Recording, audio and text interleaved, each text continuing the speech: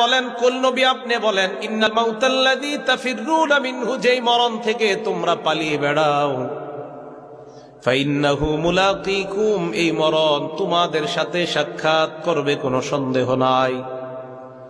আমি আপনি এই পীরপুরের এই মাঠে যারা বসা সবার সাথে মরণ সাক্ষাৎ করবে, এই কথার ব্যাপারে নাস্তিক বলেন যারা আল্লাহ মানে তারাও বিশ্বাস করে মরণ হবে, যারা আল্লাহ মানে না তারাও বিশ্বাস করে মরণ হবে। মরণের ব্যাপারে সবার বিশ্বাস এক যে মরণ হবে। যারা আল্লাহরে মানে না তারাও বিশ্বাস করে যে মরণ হবে, আর আমরা যারা আল্লাহ মানি আমরা তো বিশ্বাসই করি যে আমাদের মরণ হবে।